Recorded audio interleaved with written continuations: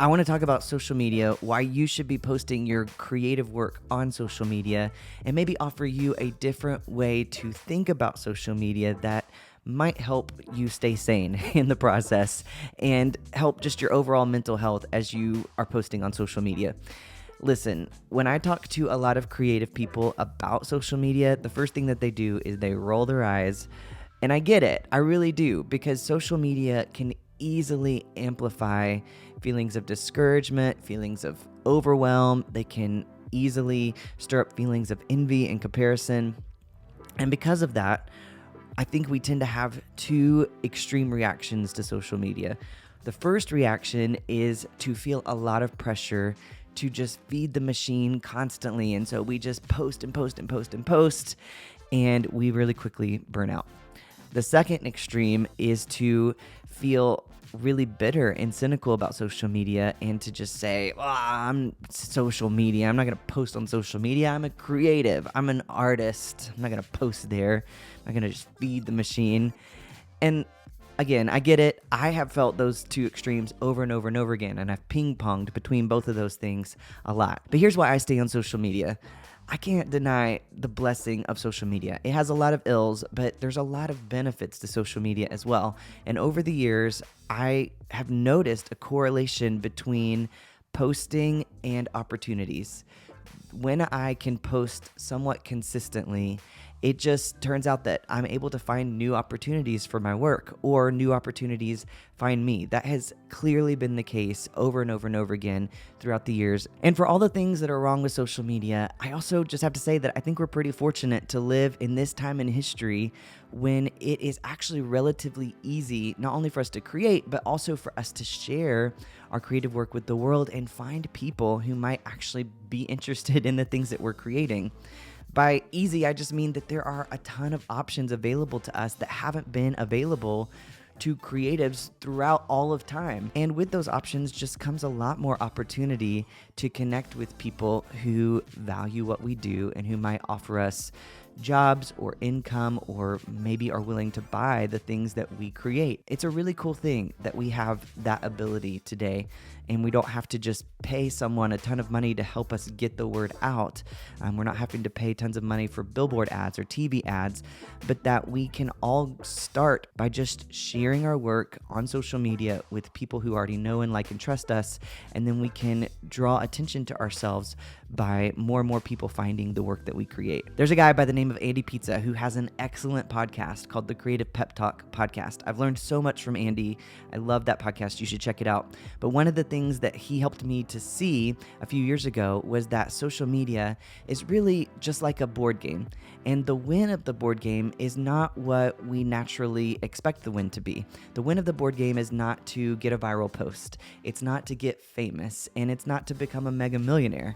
The real win of the board game is to become familiar, to build trust, and to build an ongoing connection with people who might actually like the creative work that we do. Even when I redefine the win into that much healthier win, my overwhelm with social media tends to be connected with my expectations of social media.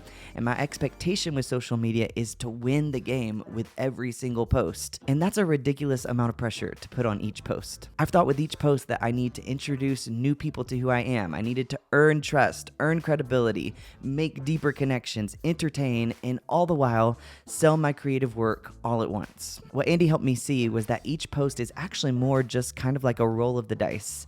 And I really like that analogy because it helps me to see that there is strategy involved in how I think about social media, but at the same time, it leaves a lot of room for the fact that there are a lot of things out of my control. Each post on social media is just a guessing game.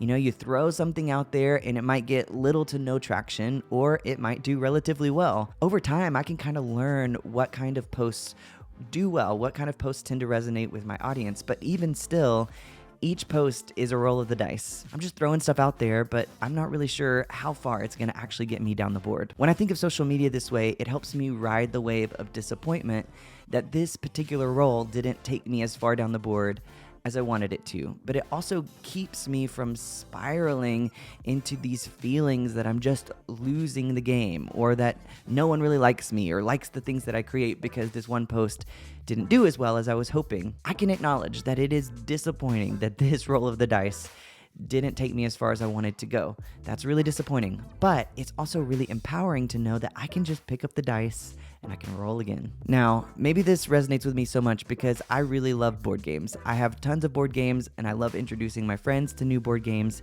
and I've been told that one of my superpowers is that I'm actually really good at explaining board games to my friends in ways that they understand, that they can pay attention to.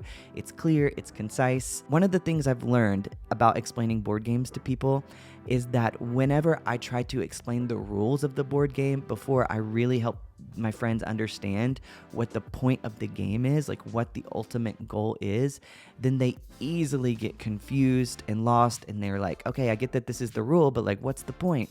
What am I trying to accomplish? Why is that a rule? Why is that an important rule? And so defining the win from the very beginning is crucial to helping people really understand quickly this game that they're playing. I suspect that many of us who are sharing our creative work on social media aren't really that sure what we're trying to accomplish. We're not sure what even it looks like to win the game. And it really sucks the fun out of playing the game when you're not sure what winning looks like. When I start to feel frustrated, overwhelmed, and irritated by social media, I sometimes just have to take a deep breath and I have to remind myself or redefine what is the win of this game. What is the point? Why am I doing this? And the real win of my creative work and the win of social media isn't fame or money or likes or going viral.